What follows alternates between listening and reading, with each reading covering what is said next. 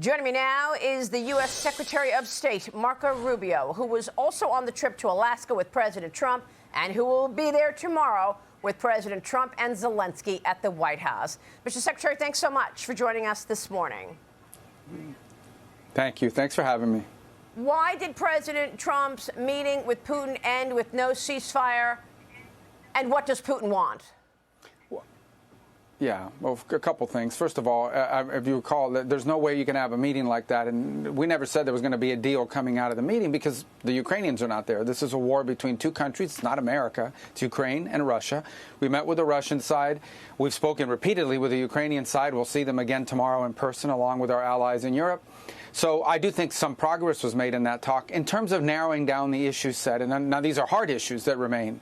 You know, the conversation about where the territorial lines are going to be, questions about long-term security guarantees and who Ukraine can have military alliances with, things like that. These are difficult things, but I do believe we made progress in narrowing down the issue set, but there's a lot of work that remains. There's a reason why this war has been going on for 3.5 years. It's a war that never would have happened had President Trump been president, but he inherited it, and now he's trying to do everything he can to bring about peace. He's made peace a priority of his administration, as you've seen with all the peace deals we've been able to achieve throughout the world. This one's the hardest one. Everyone acknowledges that. But he's the only one in the world that has any chance of doing it. Look, peace may not be possible at the end of the day. We don't know. But if it is possible, he's the only one that can get it done. And that's why everyone's asking him. They're asking him to meet with Putin. And they're also asking him to come here tomorrow and meet with him to talk further about what we do next. A European diplomat has confirmed to Fox that President Trump supports Putin's proposal for Russia to take full control of Luhansk and Donetsk, all of Donbass. Do you support this move? No, first of all, I don't know who told you that, but they don't know what they're talking about. I mean, the president has said that in terms of territories and stuff, these are things that Zelensky's going to have to decide on. These are things that the Ukrainian side is going to have to agree to. That's all the president is trying to do here is narrow down the open issues, narrow them down, and then see if we can play some role in bringing that closer together so we can stop and end this war once and for all. Look, this war is only going to get worse. It's not going to get better. You've seen that in the escalation and the attacks. Russia's economy is now 100% full-time war footing. They are producing munitions. The Ukrainians are as well. Both sides are hitting each other very, very hard. And the war is only going to get worse. It's not going to get better. So he's trying to do everything he can to bring it to an end. But people that are out there talking what they don't know with all these stupid leaks and things of that nature, they all want to just sound important. They don't know what they're talking about. The president's been very clear. In terms of like what Zelensky's going to agree to, that's up to them to decide. They're going to have to decide what they're willing to give and ultimately what they're going to get, what they're going to demand as well. Both sides are going to, but here's what I can tell you for certain. You can't have a peace deal between two warring factions unless both sides agree to give up something and both sides agree that the other side gets something. Right? Otherwise, if one side gets everything they want, that's not a peace deal. It's called surrender. And I don't think this is a war that's going to end anytime soon on the basis of surrender. So this is tough stuff. I mean, it's difficult to bring these two sides together. We made some progress, we believe, and now we'll have to follow up on that progress. And ultimately, where this should lead is to a meeting between the three leaders, between Zelensky, Putin, and President Trump, where we could finalize it. But we got to get this thing closer before we get to that point. What does Europe want, Secretary? Well, look, I think the role that Europe can play ultimately in the long term is on security guarantees that Ukraine has been talking about. They should play a key element in that regard. And I also think that Europeans are very helpful being in the room sometimes and sort of giving ideas about, what accommodations can be made and what flexibility the Ukrainian side could have. So that's the role that they've played up to this point. The president invited them to come here. He told President Zelensky to come on Monday and bring European leaders that he chose to bring with him. So there's a handful of heads of state that will be here as well tomorrow at the invitation of the president to see if we can make some progress on some of these points. The president spoke to many of these leaders on the airplane. I think it was 2 o'clock in the morning our time. It was probably 8 o'clock or 9 o'clock in the morning their time on our way back from Alaska. And and then yesterday I had a call with all the national security advisors of the different countries. So we've got a work agenda ahead of us over the next few days, and we've been talking about these things now for a while as well. So because we also talked to them before, we had multiple meetings and conversations with them leading up to the events in Alaska. So they can play a very constructive role here. But ultimately, only President Trump, if a peace deal is possible, he's the only one that can bring it about. Is Europe still buying Russian oil? Well, if you look at the oil that's going to China and being refined, a lot of that is then being sold back into Europe. Europe's also buying natural gas still. Now, there are countries trying to wean themselves off of it. But there's more Europe can do with regards to their own sanctions. If they always talk about sanctions, and they've got a sanctions package coming out as well. But an additional sanctions package supposedly coming out soon. So, but for us, I think the most important role that Europe can play here is to have a constructive role in building up those security guarantees that will allow Ukraine the potential flexibility to make a deal on the rest of the issues that are at stake. Well, I mean, wouldn't that be a major lever to pull, to put sanctions on Europe or punish Europe for continuing to buy oil and gas from Russia? Is that something on the table? Well, I don't know about on Europe directly, obviously, but certainly there are implications to secondary sanctions. If you put secondary sanctions on a country, let's say you were to go after the oil sales of Russian oil to China, well, China just refines that oil. That oil is then sold into the global marketplace, and anyone who's buying that oil would be paying more for it, or if it doesn't exist, would have to find an alternative source for it. So we have heard, when you talk about the Senate bill that was being proposed where there's 100% tariffs on China and India, we did hear from a number of European countries, not in press releases, but we heard from them some concern about what that could mean. But look, I don't want to get into a tit for tat with the Europeans on this. I think they can play a very constructive role here in helping us get to that point. But and the president has kept them in the loop. The first call the president made as soon as the meeting with Putin was over was to the Secretary General of NATO, Mark Rutte, who will be there tomorrow as well. We've been in touch with them over and over again with regards to this process. So I think the president's done an incredible job here of trying to bring the sides together. There's a lot of work that still remains. You don't have a deal, as the president says, until you have a deal. This is not an easy deal. This is not a war that began under President Trump. It's not, as you saw acknowledged at the press conference there in Alaska, it's actually a war that would not have happened had President Trump been in the White House. He inherits a 3-year-old war, and now he's trying to untangle it.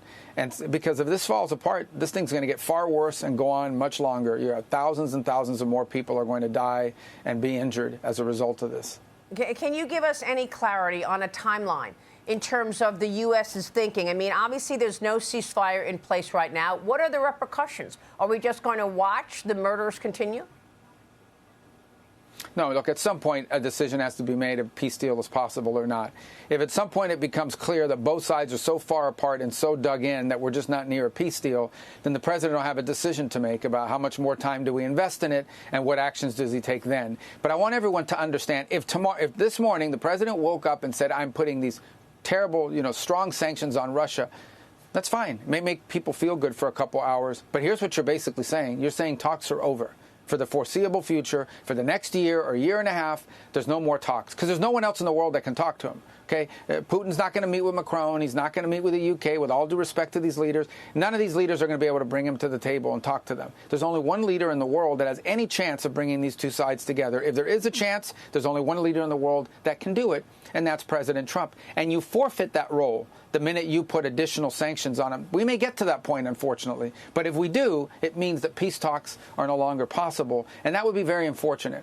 Because the real world ramifications are that while we're here calling each other names and doing TV interviews about this stuff and all of that in American politics, there are people who today will be injured and killed in the battlefield and in cities, in Ukraine, on the front lines, and even in Russia. Even as we speak, people that have nothing to do with this war are suffering as a result of it. And I think we are very fortunate and blessed and should be thankful to have a president that has made peace and the achievement of peace a priority of his administration. We've seen it in Cambodia and Thailand. We've seen it in India, Pakistan. We've seen it in Rwanda and the DRC. And we're going to continue to pursue any opportunities we can find to bring about peace in the world. Understood. What are you expecting to present to Zelensky tomorrow? Well, I think tomorrow's conversations, a lot of it will be centered around what are the kinds of security guarantees that Ukraine is looking for. Because what Ukraine is looking for here is the war ends. How do we make sure this doesn't happen again? How do we make sure that in 2 or 3 years, the Russians don't come back at us? So they want guarantees built up so that they can protect themselves or prevent such a war from occurring in the future. So the details of what that would look like is something that hopefully we'll spend a lot of time discussing tomorrow. We had a long conversation about it yesterday with the national security advisors of multiple European countries. Some work has already gone into it, but now we're at a stage where we need to build some details on it, and then ultimately, obviously present that to the Russian side, who and get them to accept it. But first, we have to have our ducks in order. What kind of security guarantees is the U.S. willing to make? Well, that'll be part of the conversation tomorrow. At the end of the day, the truth of the matter is that any security guarantee that, the Europeans, there's a lot they can do and a lot they can offer. And it would be a huge concession. It would be a very big move by the president if he were to offer a U.S. commitment to a security guarantee. That'll be his decision to make. And I want people to understand that. That tells you how bad, if he does it, it tells you how badly he wants peace, how much he values peace, that he would be willing to make a concession like that. But ultimately, that'll be a decision for the president to make. That's what we'll talk about tomorrow. I'm sure we'll spend 6-7 hours talking about these things, maybe more, and try to get to a point where we have something more concrete. We've done a lot of work on it already, but some more work is required before we can say that we have a plan on security guarantees that unifies us. What other economic levers does the U.S. have to use here? I mean, you've got the secondary sanctions, and you said perhaps there is something to be done with China. What about designating Russia as a state sponsor of terrorism, which is something Lindsey Graham has been working on? Well, those designations can be useful from time to time, but in this particular case, they're not going to change the course of the war. Look, can the U.S. inflict greater pain on the Russian economy, going after the banking sector, the oil companies, and things of this nature? Of course we could. Of course we can. And that always remains, unfortunately, an option. But just understand, if we get to the point where we're doing that, okay, it may make people feel good, and it may have an implication on Russia in the long term. But in the short term, what it means is that talks are over, that at this point, we are basically now stuck with another year and a half or two of war, of death, of destruction. That's what it means. We may get to that point, sadly and unfortunately, because peace is not possible, but that we're trying to avoid getting to that point. We want to give every opportunity possible for the Russians to say yes to something that Ukraine can live with. And that's what we're trying to do. And I think the president deserves a lot of credit for wanting to do that. No one else has tried to do that. Joe Biden couldn't have done it. No other leader in the world could do it. Frankly, he doesn't have to do it. Look, the war in Ukraine gets a lot of attention, and I'm not saying it's an irrelevant thing. It's a very tragic thing that's going on. But life in America on a daily basis will be largely unaffected whether there's peace in Ukraine or not. That's just a fact. We have a lot of issues we're focused on, not just at home, but around the world. But the fact that the president has dedicated this much time to a war between two countries on another continent tells you how much he values peace. And we should be very thankful and grateful that we have a president who's a president of peace, who values peace and wants to use the power of his office to achieve the end of wars and the prevention of new ones. But isn't the U.S. directly impacted because of that rare earth minerals deal? How important is that deal? And has Putin already affected that deal by bombing the region? Well, first of all, that deal is important, but I mean, it's not. The United States has other sources of rare earth minerals. I think that deal is very important for Ukraine and in terms of their own reconstruction and rebuilding, and to have American partners in a post-war Ukraine is of great benefit to the Ukrainian. Obviously, it would be great for us too, but I don't think that alone justifies, us being behind a war effort here. What we want to be able to do here is be behind a peace effort. We want to achieve the end of a war. So I'm not saying our interest in Ukraine are zero. What I am saying is the amount of time and energy that this administration has placed on this war is something that people should compare to some of the other issues we have around the world that deserve our attention as well. And the president just deserves a lot of credit for putting so much time and energy behind something that is very, very difficult to end. It's a very difficult war to end. The Russians feel very strongly that they have the upper hand, that they're making progress. They don't necessarily feel pressure, and the Ukrainians feel very strongly that they were invaded, that they've been aggrieved, and that what the Russians have done is horrifying and should be stopped. So both sides are pretty dug in. And, we don't have sanctions on Ukraine. We have sanctions on Russia. We don't provide weapons to Russia. We provide weapons and assistance to Ukraine. So the U.S. has done a lot already with regards to this. But this president is trying to figure out how to end it, how to stop it. And I think that's incredible that we have a president willing to use the power of the United States and the power. That's the goal here, is not to win the war, it's to end it.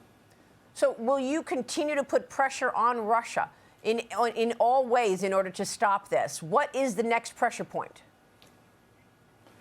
Well, in order to have a peace deal, both sides are going to have to make concessions. And so obviously, the Russian side is going to have to make concessions. One side cannot get everything they want. If in a negotiation, one side gets everything they want, that's not a peace deal, that's a surrender. That's the terms of surrender. And I don't think you're going to see surrender by either side anytime soon. So the reality of it is, in order to make a peace deal, Ukraine is going to have to accept things it doesn't like, and Russia is going to have to accept things it doesn't like. And, and we need to be able to use the influence of the presidency to push both sides to make those concessions. Did Putin bring up a potential nuclear deal with the United States as part of this? No. No, the talks were almost exclusively, and I would say, 99% were just about the war and about how to bring it to an end and the Russian perspective. And people should not underestimate the value of meeting in person. They've had multiple phone conversations, but meeting in person really allows you to get a better gauge of how strongly one side feels about certain issues. We've met with the Ukrainians dozens of times. It's our first meeting with the Russian side in terms of at the level of President Putin. And, obviously hopefully the next time we meet, it'll be because Zelensky's in the room and they're getting close to finalizing a peace deal. Mr. Secretary, we wish you success tomorrow. Thanks very much for being here. Thank you. Hey, it's Will Cain. Click here to subscribe to the Fox News channel on YouTube. It's the best way to get our latest interviews and highlights. And click to subscribe to the Will Cain podcast for full episodes right now.